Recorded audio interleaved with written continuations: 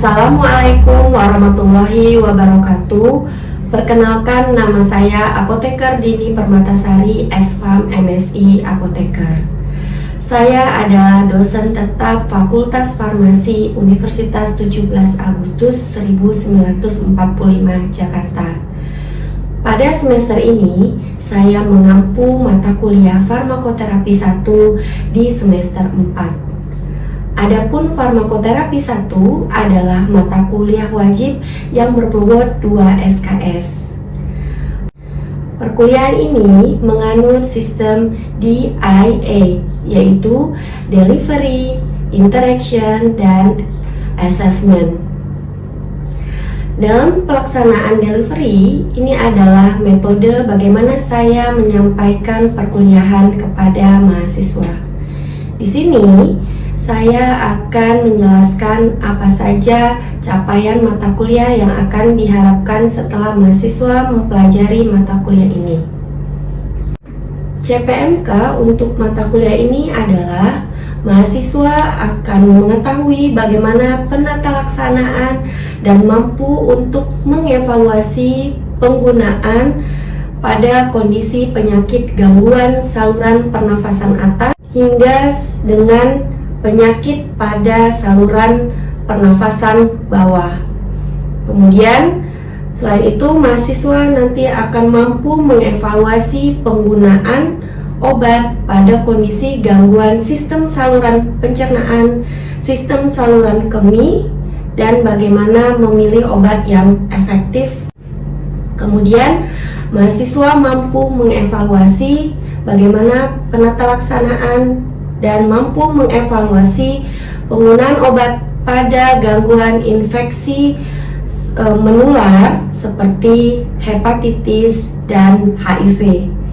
Kemudian, mahasiswa mampu mengetahui penata laksanaan dan mampu mengevaluasi penggunaan obat pada penyakit gangguan tulang dan sendi dan bagaimana penata laksanaan nyeri. Kemudian, mampu mengetahui penata laksanaan dan bagaimana mengevaluasi penggunaan obat pada penyakit kulit. Kemudian, mahasiswa mampu mengetahui penata laksanaan dan mampu mengevaluasi pada kondisi gangguan mata dan telinga. Pada kuliah farmakoterapi 1 ini, bahan kajian atau materi pembelajaran yang akan saya sampaikan terdiri dari yang pertama, penata laksanaan tentang gangguan pada saluran pernafasan yang terdiri dari bronkiolitis, bronkitis, batuk, pneumonia, tonsilitis, asma, dan penyakit paru obstruksi kronik. Materi selanjutnya yaitu gangguan pada saluran pencernaan yang terdiri dari gastritis, tukak lambung, diare, konstipasi, dan kolitis ulceratif.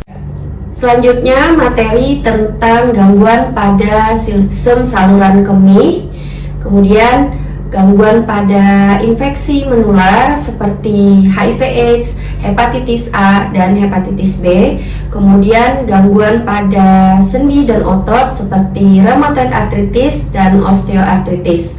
Kemudian selanjutnya materi tentang gangguan pada sistem penyakit kulit, kemudian gangguan pada penyakit mata dan telinga.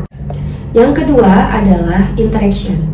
Interaction adalah model atau metode pembelajaran yang memungkinkan interaksi dua arah antara mahasiswa dan dosen.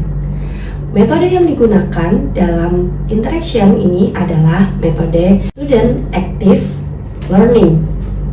Metode ini memberikan strategi belajar mengajar yang menuntut keaktifan dan partisipasi subjek didik secara optimal. Media interaksi yang saya gunakan dalam pembelajaran interaction ini diantaranya WhatsApp, aplikasi media berbasis interaksi seperti Slido dan Mentimeter, Google Classroom, Zoom Meeting, dan Adlink.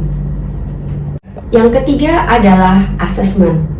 asesmen adalah upaya untuk mendapatkan data dan informasi dari proses dan hasil pembelajaran.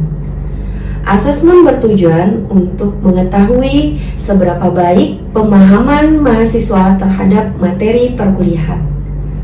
Metode yang digunakan dalam asesmen pembelajaran ini seperti tes tertulis, observasi, atau pemahaman langsung mahasiswa di dalam kelas. Baiklah, demikian paparan singkat saya terkait dengan delivery, interaction, dan asesmen untuk mata kuliah farmakoterapi 1. Selanjutnya, mari kita bersama-sama menyaksikan bagaimana pelaksanaan perkuliahan di dalam kelas yang saya lakukan secara luring atau tatap muka. Demikian saya tutup. Wabillahi taufik walhidayah. Wassalamualaikum warahmatullahi wabarakatuh. Assalamualaikum warahmatullahi wabarakatuh. Selamat pagi. Salam sejahtera untuk kita semua. Oke, hari ini kita akan lanjut kembali dengan materi yaitu penata laksanaan nyeri.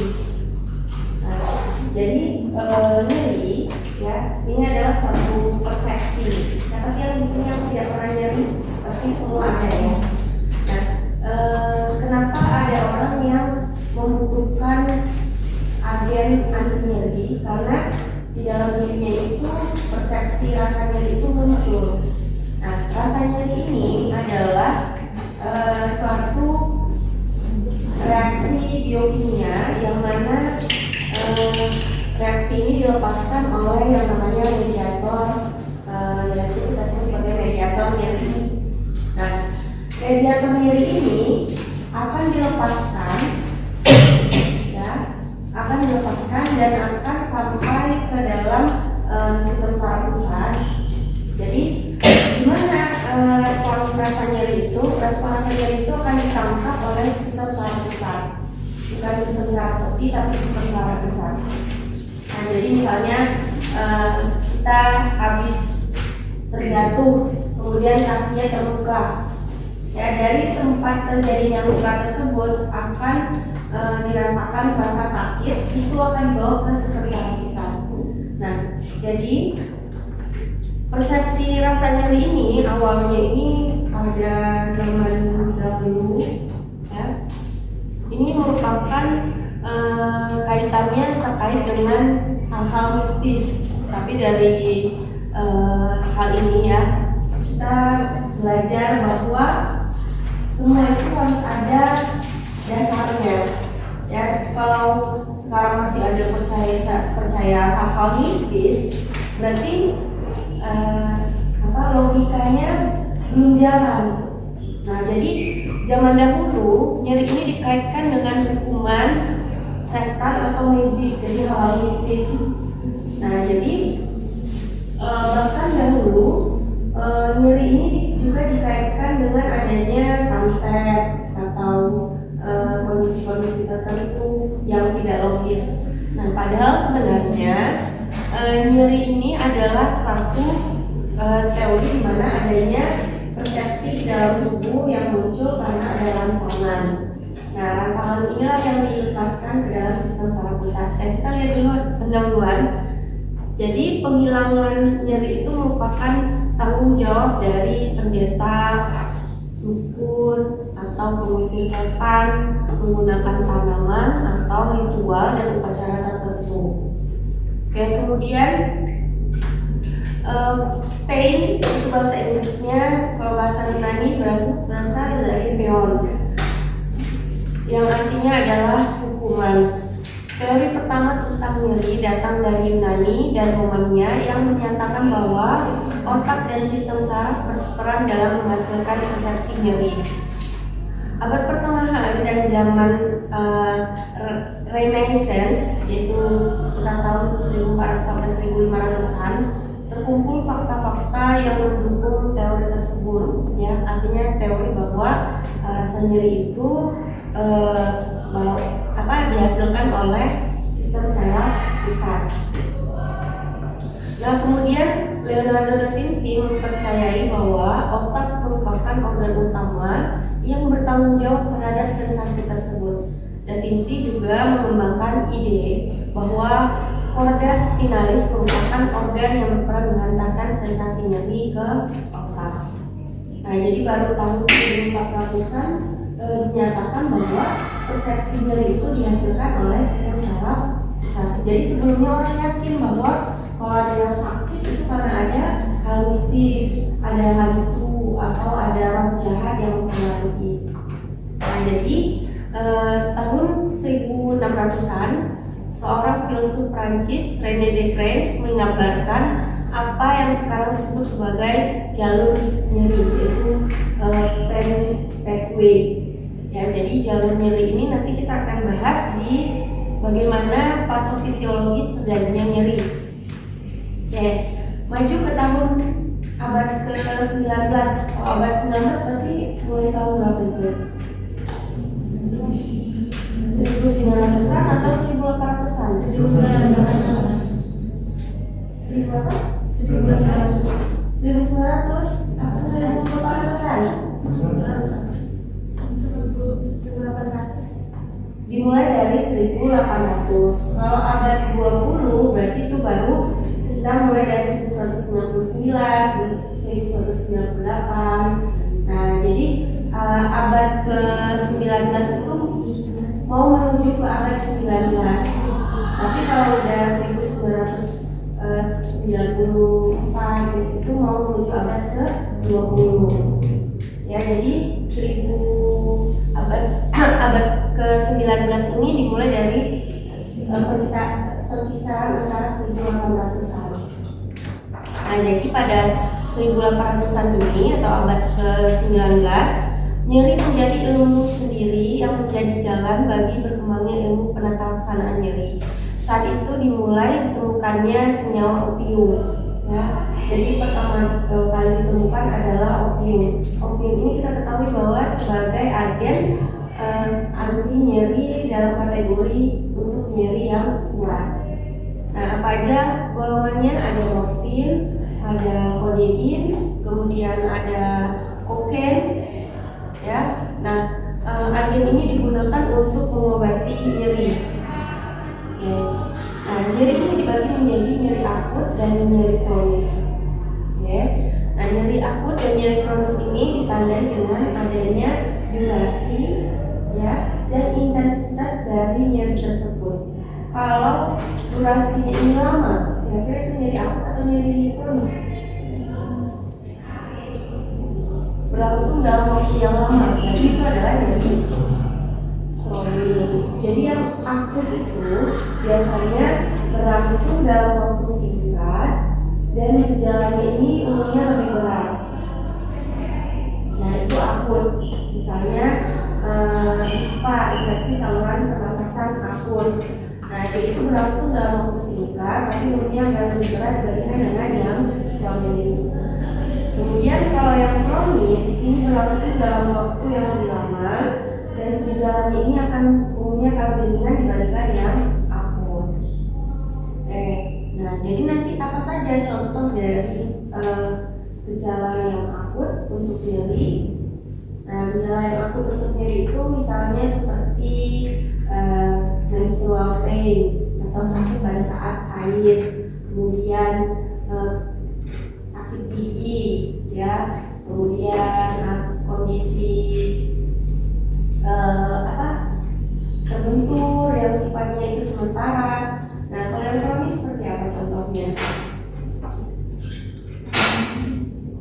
Kalau yang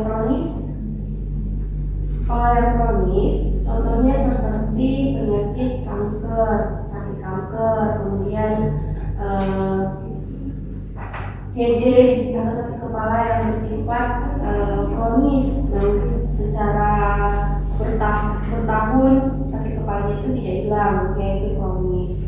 Nah, jadi penggolongan nyeri tersebut nanti akan dibutuhkan untuk melihat penata laksanaan dari nyeri ini sendiri.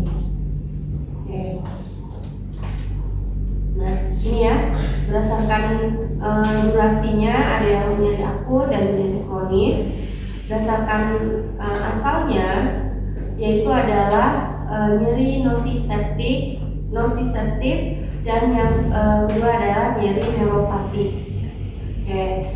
Yang untuk yang pertama, nyeri nociceptive ini adalah nyeri yang disebabkan karena adanya yang berasal dari perifer. Perifer ini adalah sistem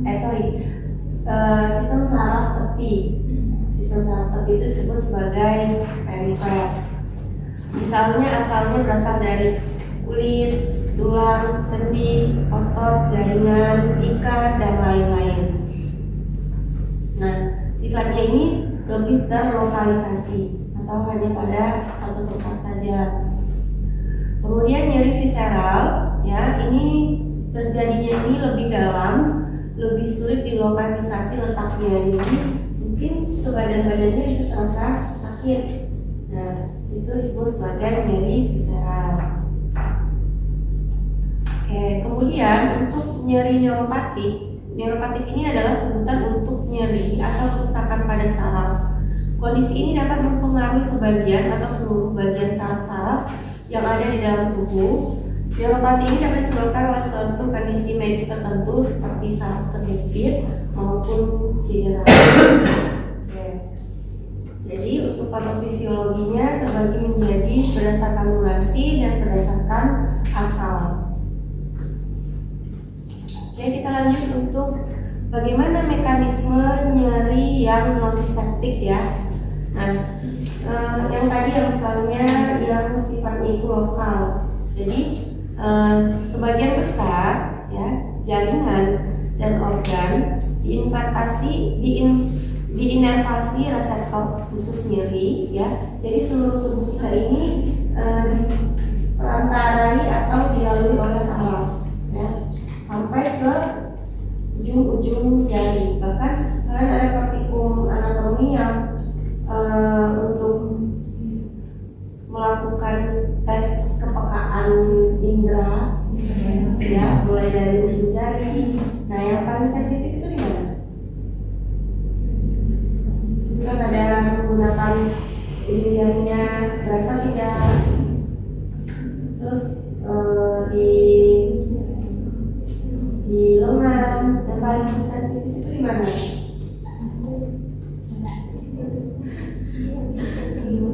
Mana? Ada juga yang di mana ya, di telinga ya.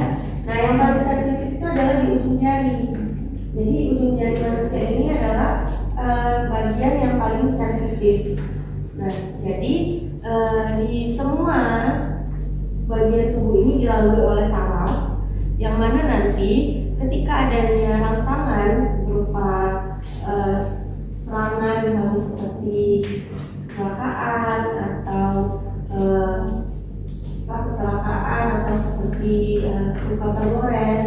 Nah, di tempat terjadinya serangan tersebut ya akan dilepaskan mediator nyeri, yang mana mediator nyeri ini nanti akan dihubungkan, akan diantar ke sistem saraf pusat. Nah, kalau yang nociceptive ini tadi ke sistem saraf perifer ya, yang berujung di spinal cord. Kemudian kita lanjut untuk yang mediator inflamasi. Sekarang kita akan lihat apa itu mediator. Mediator dari kata media. Media itu apa? Media itu adalah alat ya. Media itu alat. Jadi mediator untuk nyeri itu adalah alat yang bisa membawa rasa sakit tersebut. Nah, di dalam tubuh kita ada banyak mediator.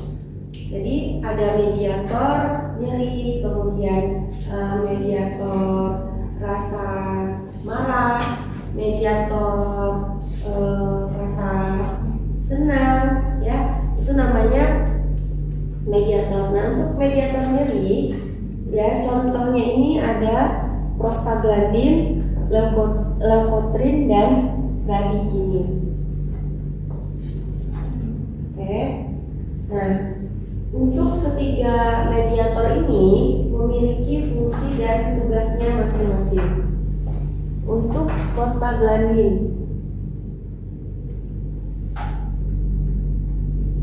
nah, prostaglandin ini fungsinya adalah untuk menghasilkan persepsi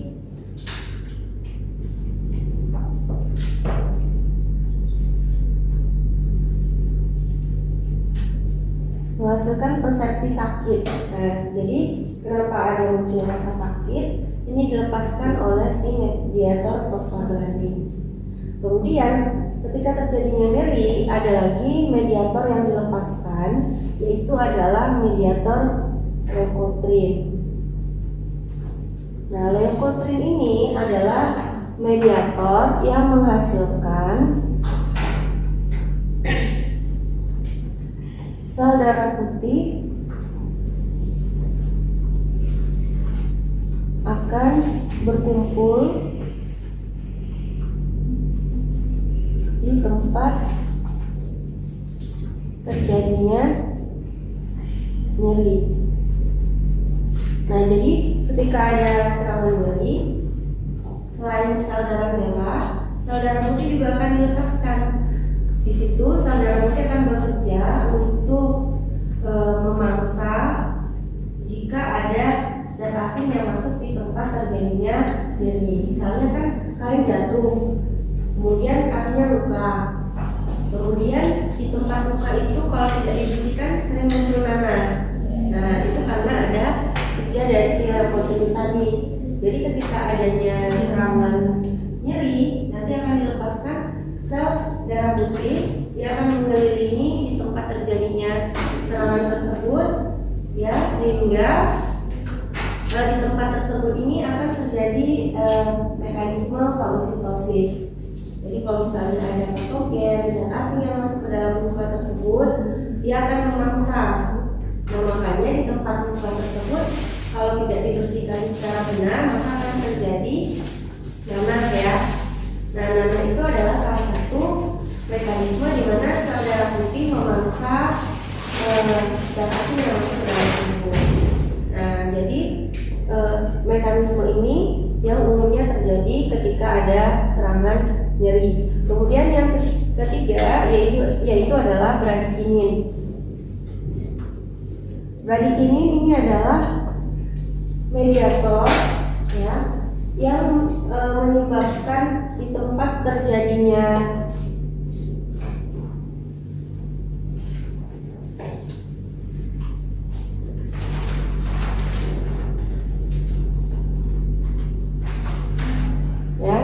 di tempat terjadinya serangan atau trauma tersebut adalah rasa panas, ya, kemudian merah. Ini adalah karena adanya bradikinin yang bekerja.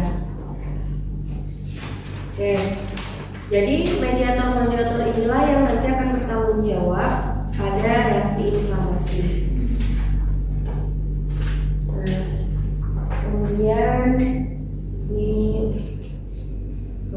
ada kalsitosin. Kalsitosin ini adalah sejenis mediator juga yang nanti akan menghasilkan kekerasan nyeri. Tapi ini kita lewati dulu. Nah, jadi bagaimana persepsi nyeri ini? Jadi ketika ada serangan, ya, rasa sakit tersebut akan diteruskan oleh si mediator.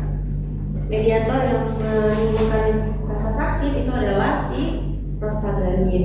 Prostaglandin akan diterjemahkan oleh otak, ya, menghasilkan suatu rasa yang kita sebut sebagai rasa sakit, sehingga ada respon aduh gitu ketika terjatuh atau terbentur. Nah, jadi di neural pathway atau jalur terjadinya rasa sakit tadi, ya, dimulai dari adanya serangan di dalam tubuh, misalnya di ujung jari, ya, di mana aja, yang nanti akan diteruskan ke dalam sistem saraf pusat. Jadi walaupun yang terjepit ujung kaki, tetap yang dibawa ke Nah, apa aja kerja dari sistem saraf pusat? Sistem saraf pusat ini sistem saraf pusat ini sebenarnya adalah seperti tujuan kehidupan ada di sistem saraf pusat. Nah, jadi sistem saraf pusat inilah yang nanti akan mengatur rasa sakit, mengatur mood, ya. Jadi sistem saraf pusat ini juga yang mengatur suhu tubuh. Nah, jadi tugas dari sistem saraf pusat ini cukup berat, walaupun hanya 4, misalnya seperti mengantuk, rasa kantuk, ya. Kemudian mood, rasa sakit, suhu tubuh. Hanya 4 ini, tapi kerjanya sangat berat. Nah, kalau sistem saraf tepi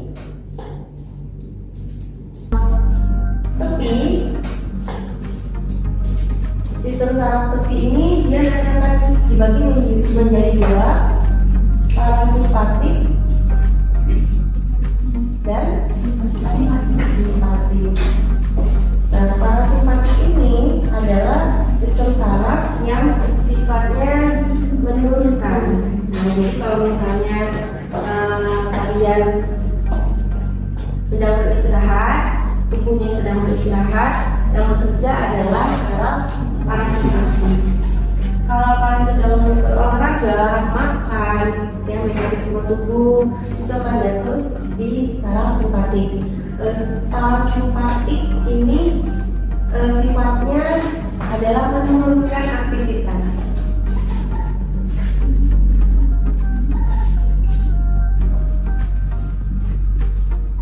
Kalau saraf simpatis ini meningkatkan aktivitas. Nah, kalau pertanyaan saya, kalau yang meningkatkan detak jantung itu kira-kira saraf simpatis atau parasimpatik? Meningkatkan detak jantung simpatis. Kalau menurunkan detak jantung parasimpatik. Kalau pupil yang mengecil, pupil yang mengecil, pupil yang mengecil. Kenapa?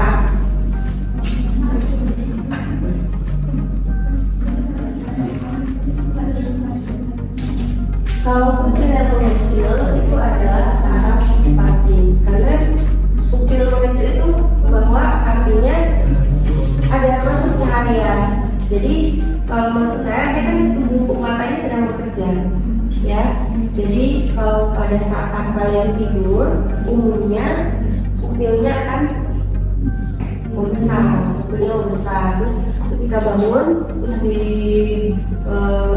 dikasih lampu sorot, nah silau kan tiba-tiba, nah itu tandanya putih. Jadi waktu pupil mengecil itu adalah saraf simpatik, waktu pupil membesar itu adalah saraf simpatis. Lihat aja kalau ketika beraktivitas itu dipelopori oleh saraf pusat dan sistem saraf tepi. Ya makanya saya bingung di kuliah ini tidak ada membahas tentang bingung sih, mungkin lebih ke aplikasinya kalian langsung. Kalau dulu saya kuliah ada kuliahnya sendiri untuk sistem saraf tepi, satu mata kuliah, sistem saraf pusat satu mata kuliah dulu saya kuliah. Tapi kalau kalian udah langsung ke farmakoterapi 1, farmakoterapi 2, farmakoterapi 3. Nah, dulu yang saya lebih dahulu tidak terkait dengan aktivitas obat dan reseptor. Jadi kalau kita biasa menggunakan yang kuat, sedangkan aktivitas ini tetap sama, lama-kelamaan ketika obat ini berkaitan dengan reseptornya, maka dia tidak punya ikatan lagi. Akhirnya ketika dia mengalami nyeri kategori berat atau nyeri kategori yang